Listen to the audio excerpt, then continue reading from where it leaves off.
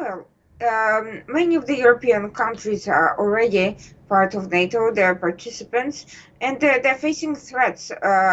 They're facing both conventional and asymmetrical security threats from Russia, China, and other malicious actors.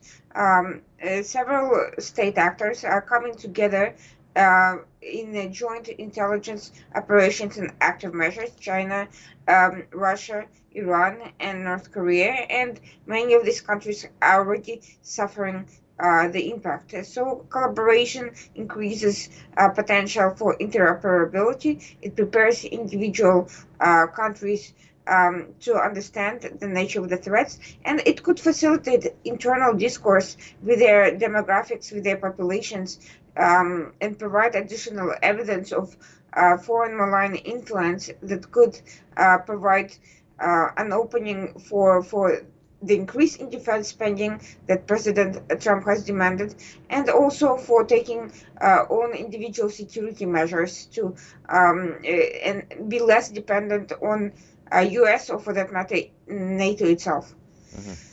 Dr. Osman, how does NATO's initiative to share the classified information align with the overall strategic goals of NATO?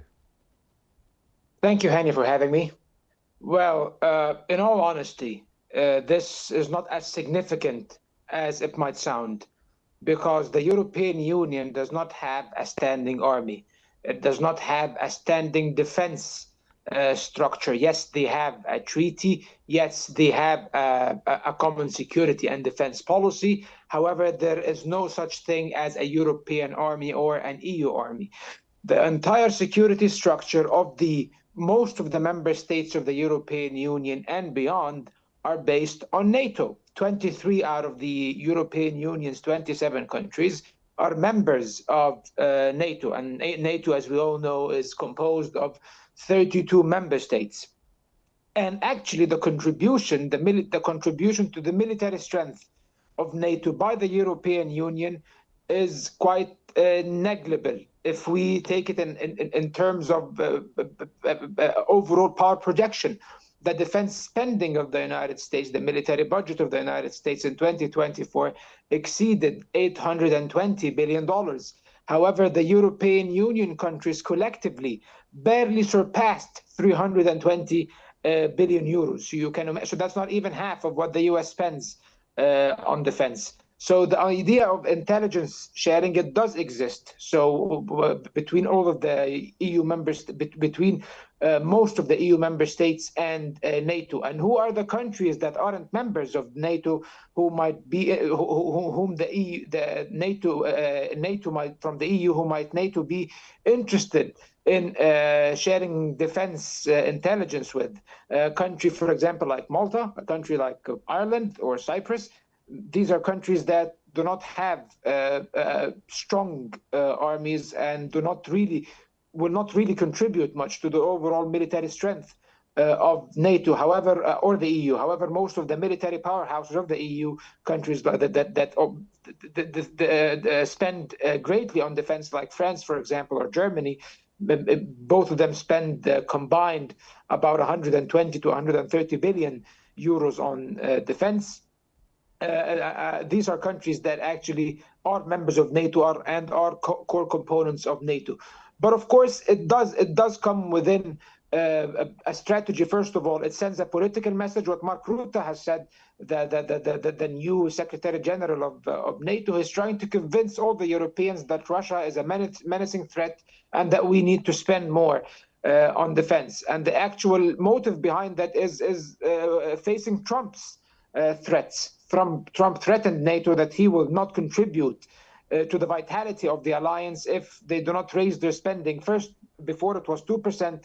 Then he spoke of 3%. Now he's speaking of 5% of GDP, which is an outrageous number, to be honest, and unrealistic.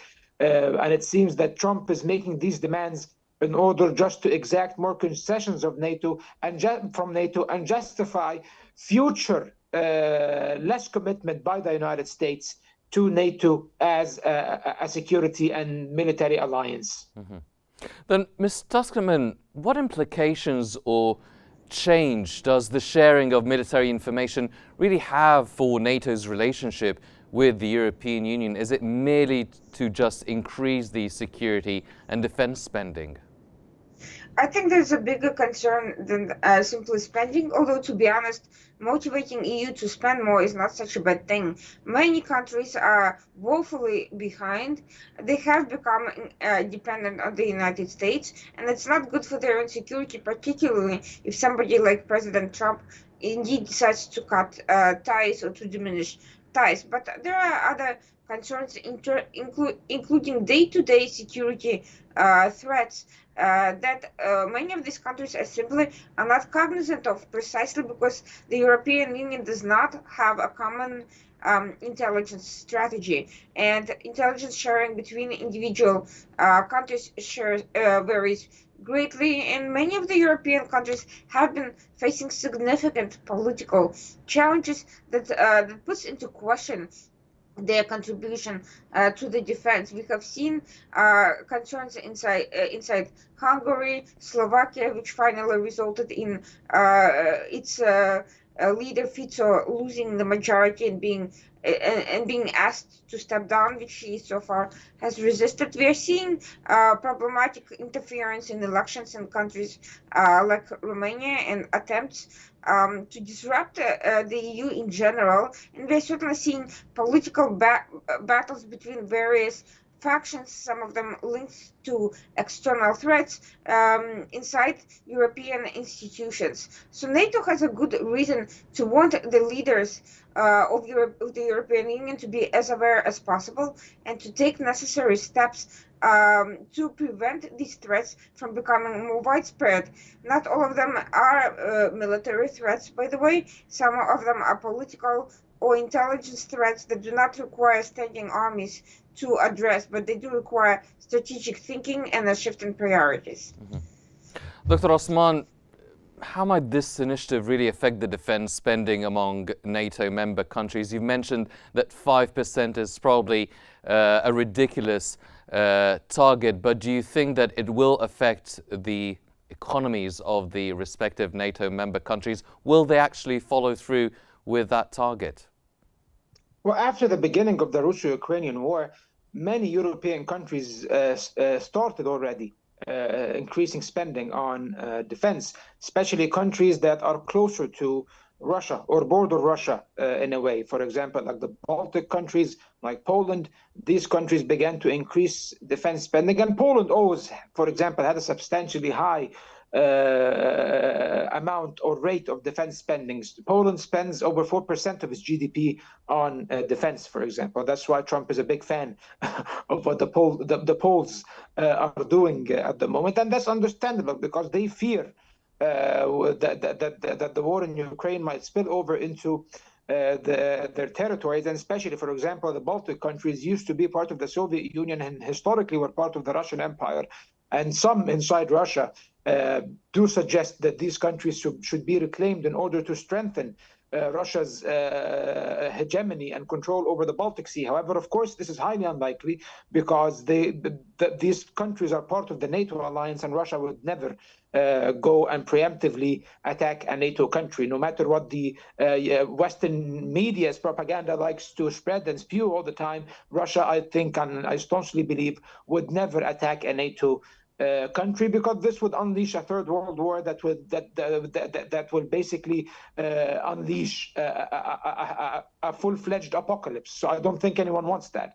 However, if NATO disintegrates, and if the US lessens its commitments to NATO, and if the US is not seen as a reliable partner of NATO, then this might be a big problem. And that's why the European Union and even France during the first Trump presidency led the charge in the idea of creating a European army, where either increasing European contribution within the NATO framework or even creating a parallel defense and security framework for the EU. However, of course, the United States will never allow this. The United States wants to exercise complete control over the defense strategy and policy of the European Union for their own strategic interests, and of course that's understandable. So going back to your question, Hani, I think these countries will spend substantially more on their militaries, and this is actually an ongoing trend in the world. Russia, even of course, because it's in a state of war,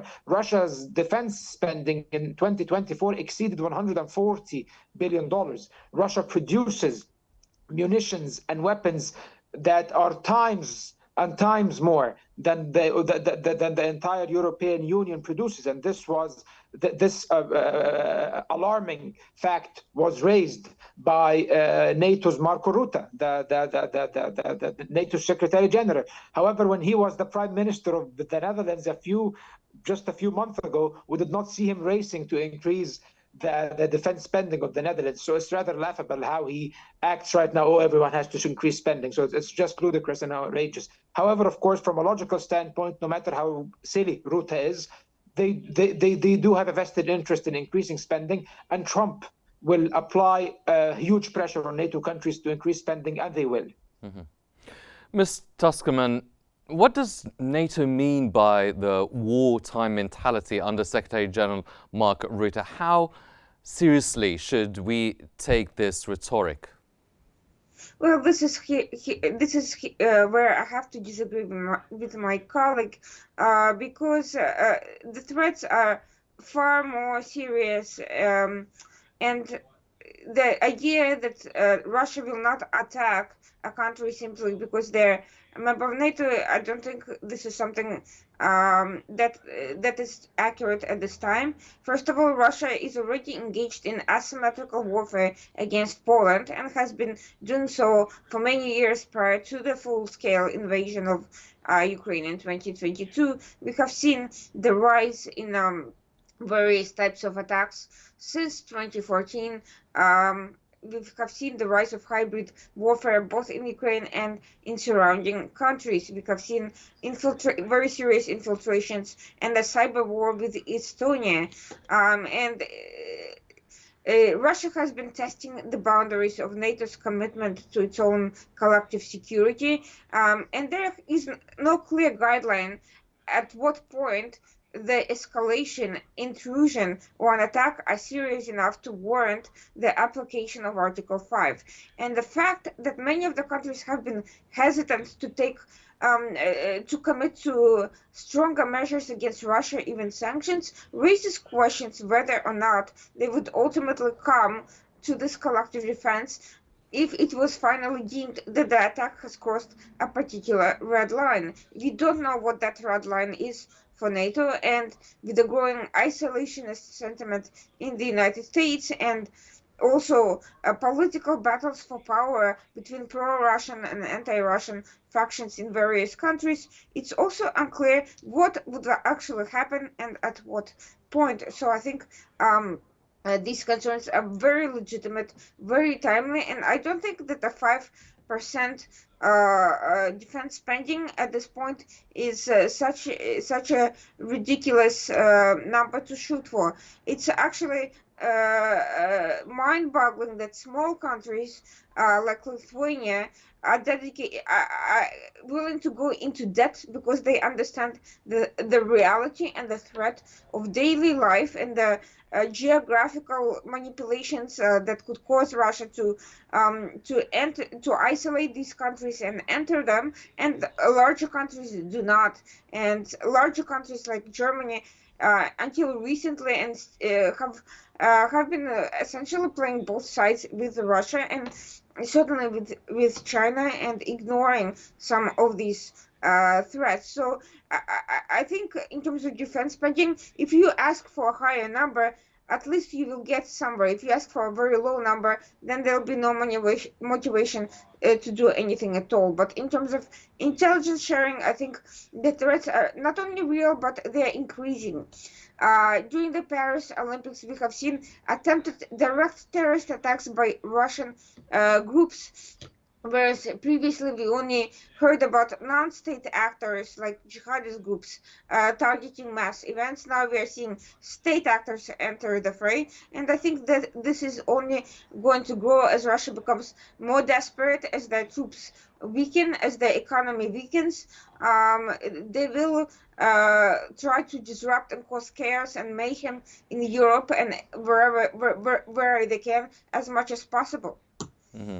Well, Dr. Osman, do you think that the Russia-Ukraine conflict was the main drive to influence NATO's decision to share the classified military objectives, or do you think that maybe directly or indirectly it is one way to prompt or speed up less US involvement with NATO?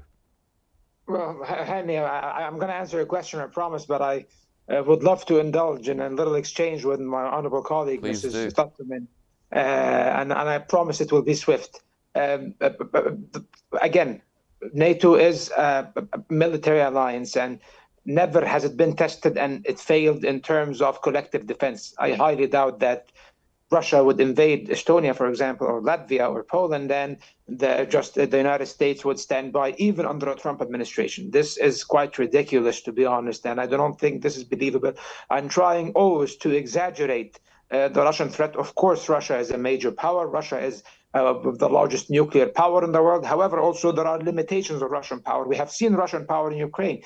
Russia is winning the war now, but a couple of years ago, Russia's army was just basically they were being the floor was being mopped with their faces basically during these attacks. So during the initial phases of the war. So no, Russia cannot just launch a blitzkrieg and then they will reach the borders of the Atlantic Ocean, the shores of the Atlantic Ocean. That's simply not true, and I don't think that even the Russians are aiming for that. Instead of fueling, and this brings me to your question and the previous question as well, the idea of fueling a war mentality and fueling the war rhetoric, I think that commencing political dialogue with Russia is more reasonable to avoid a geopolitical catastrophe that could be existential to the future of humanity. I think a dialogue that addresses both the security concerns of the eastern half of NATO and the security and geopolitical concerns of Russia as well, that this might be a more reasonable conversation.